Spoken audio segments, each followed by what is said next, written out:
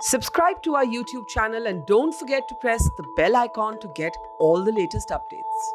Kilometre दूर जाएं और मस्जिद में पढ़ें, ना तो उनको जहाँ पर वो जॉब करते हैं, जहाँ पर वो मुलाजमत करते हैं, उनको इतने टाइम का ब्रेक मिलता है कि वो आधा पौना घंटा 1 घंटा ट्रैवल करें और नमाज पढ़ के 2 घंटे 2.5 घंटे में आएँ। इसलिए ज़्यादातर लोग, चाहे वो साइबर सिटी का इलाका हो, चाहे वो यहाँ के जितने भी गाड़ियों की दुकानें हैं यहाँ पर, यहाँ के सब लोग चाहते हैं कि हम अपने लंच ब्रेक के अंदर हम अपना नमाज पढ़ लें और वापस अपने काम पे लग जाएं। क्या ये कोई गुनाह है? क्या हम यहाँ के बिल्कुल नहीं है। क्या हम यहाँ के नागरिक नहीं है? ये हमारा हक है, हमारा संविधान ने हमें इजाजत दे रखी है। इस तरीके से यहाँ पर हमें प्रताड़ित किया जा रहा है। इससे क्या हिंदुस्तान की तस्वीर क्या अच्छी दिख रही है? क्या गांव की जो कॉस्मोपॉलिटन प्रगतिशील इमेज है, क्या उसको धक्का नहीं पहुंच रहा है? नहीं, कुछ लोग हैं, पूरा गुड़गांव माशाल्लाह आप लोगों के साथ में है। कुछ लोग हैं जो माहौल खराब करना चाह रहे हैं। बिल्कुल सही कहा आपने शहजाद जी की, ये कुछ लोगों की साजिश है।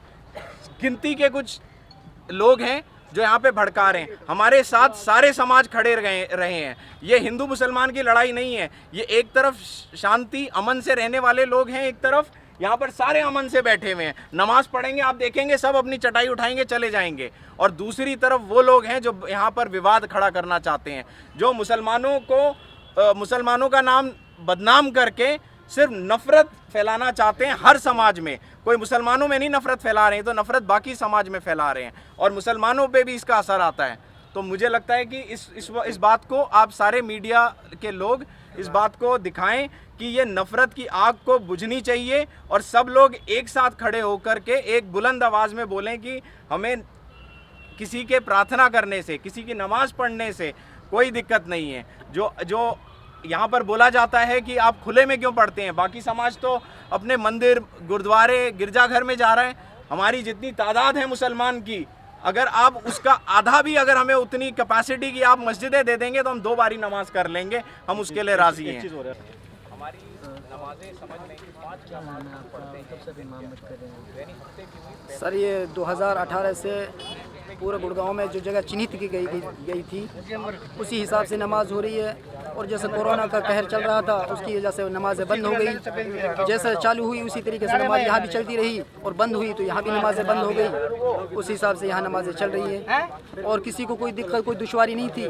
लेकिन कुछ लोग आए, उन्होंने जय श्री राम के नारे लगाए तो इस वजह से लोगों को थोड़ी बेचैनी हो गई है। अब प्रशासन का पूरा हमारे साथ सहयोग है और मिलजुल कर हम चाहते हैं कि भाईचारा बना रहे, अमन शांति के साथ नमाज पढ़ें। ये हमारी नमाज ये नहीं कहती कि दूसरे लोगों को किसी को ठोस पहुंचाई जाए। ये हमारा धर्म, हमारा ईमान बिल्कुल नहीं कहता। हम चाहते हैं कि भाईचारा बना रहे।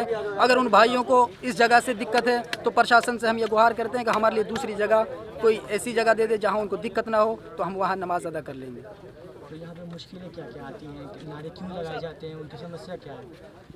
अब ये तो जी उनसे ही मालूम करना पड़ेगा, क्योंकि अब उनको पता है कि वो क्यों नारेबाजी करते हैं। हमें तो इसके बारे में नहीं पता, लेकिन हम इतना ज़रूर कहते हैं कि 15 मिनट का जो टाइम होता है अपने नमाज़ पढ़ते और अपने यहाँ से फ़ौरन निकल जाते हैं। और भी गांव में अलग अलग जगहों पे भी नमाज होती थी, सेक्टर 41 में, 47 में, तो वहाँ पे भी पहुँच रहे हैं, वहाँ पे भी क्या दिक्कत है? तो वहाँ पे भी यही लोग गए थे जी, इन्होंने यही कहा था कि भाई खुले में जो नमाज़ हो रही हैं उनको बंद किया जाए, लेकिन प्रशासन की सहमति से ये नमाज़ें पूरे गुड़गांव में हो रही हैं।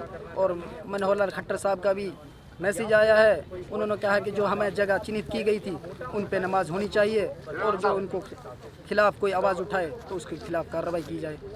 कौन सी जगह आप लोगों को मिली हुई है नमाज पढ़ने के लिए? अब ये तो जी उसमें लिस्ट है जी हमारे पास पूरी, वो तो उसी में देख कर बताएंगे। और पहले जिस जगह पे आप पढ़ते थे वहाँ पे क्या इजाज़त मिली हुई थी?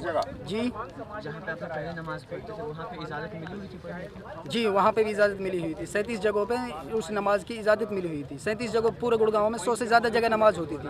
जब 2018 में दोनों पक्षों के साथ सहमति हुई तो 37 जगह दी गई थी, तो उसी हिसाब से फिर वो नमाज चली आ रही है जी। तो जो दिक्कतों का सामना करना पड़ रहा है आप लोगों को, प्रशासन का क्या सपोर्ट है? हाँ, प्रशासन का हमारे साथ पूरा सहयोग है। प्रशासन चाहती है कि लॉ एंड ऑर्डर बना रहे और हम प्रशासन का बहुत बहुत धन्यवाद और शुक्रिया अदा करते हैं कि उन्होंने हमारी नमाज आसानी से अदा करवाई। मैं चेयरमैन हाजी शहजाद खान, मुस्लिम एकता गुड़गांव, हरियाणा। ये आप बताएं कि कई दिनों से जो यहाँ पे लगातार प्रदर्शन चल रहा है कि नमाज ना हो, आखिर ऐसा क्यों हो रहा है? दरअसल ये कुछ लोग हैं जो गुड़गांव शहर का माहौल ख़राब करना चाह रहे हैं और उनकी भी मजबूरी है, उनको बीजेपी सरकार ने बाहर कर दिया है और वो सरकार की किरकिरी करने की वजह से जगह जगह माहौल ख़राब कर रहे हैं, जिसमें प्रशासन अपना बहुत अच्छा रोल प्ले कर रहा है और जो भी इस तरह का माहौल ख़राब करने की कोशिश कर रहे हैं प्रशासन उनके खिलाफ़ एक्शन ले रहा है। और मेरे ख्याल से इस तरह की हरकत होनी नहीं चाहिए थी, क्योंकि सरकार ने, सीएम साहब ने खुद कहा कि जो जगह हमारे बीच में चिन्हित हुई हैं 37 जगहों पर नमाज शांति से होनी चाहिए और पढ़ने देनी चाहिए, लेकिन ये 2, 4, 10, 5 लोग हैं कुलभूषण वगैरह, ये शहर का माहौल ख़राब कर रहे हैं और सरकार को इनके खिलाफ़ एक्शन लेना चाहिए। यहाँ पे मुसलमानों की आबादी जैसे कि गुड़गांव में कितनी होगी लगभग? दरअसल क्या है, गुड़गांव की जो लोकल आबादी है वो तो है तकरीबन कुछ भी नहीं 40-50 के करीब, लेकिन गुड़गांव जो डेवलप हो रहा है वो तकरीबन सारे ही बाहर के हिंदुस्तानी भाषी जो है ना अलग अलग राज्यों से आ रहे हैं, वो यहाँ कारोबार करते हैं ऑफिस में, इंडस्ट्रियल एरिया में, फैक्ट्रीज़ वगैरह में, ऑफिस में, मार्केट में, तो तकरीबन ये 6-7 लाख के करीब मुस्लिम है और मसाजिद की यहाँ कमी है, यहाँ मस्जिद नहीं है, इस वजह से ओपन में नमाज़ पढ़ने की ज़रूरत पड़ती है। सेक्टर 37, सेक्टर 41 और भी कई जगहों पे ये दिक्कतों का सामना करना पड़ रहा है मुस्लिम समाज के लोगों को नमाज़ पढ़ने में। सर मैंने आपसे कहा ना, यही लोग हैं जो जगह जगह पर माहौल ख़राब कर रहे हैं। सेक्टर 47 है, वहाँ तो आबादी भी नहीं है आसपास, तब भी वहाँ जाके विरोध करते हैं। तो इन्होंने तो एक पेशा बना लिया है सरकार के विरोध बोलना, सरकार के विरोध बोलना है और अपना आपको सस्ती ओछी राजनीति करने का इन्होंने एक बन बना लिया है। जो ये सरकार की किरकिरी करना चाहते हैं, इनसे हमारा कोई लेन देन नहीं, कोई लड़ाई नहीं, कोई झगड़ा नहीं। It's great to see you here. Thank you for watching our work.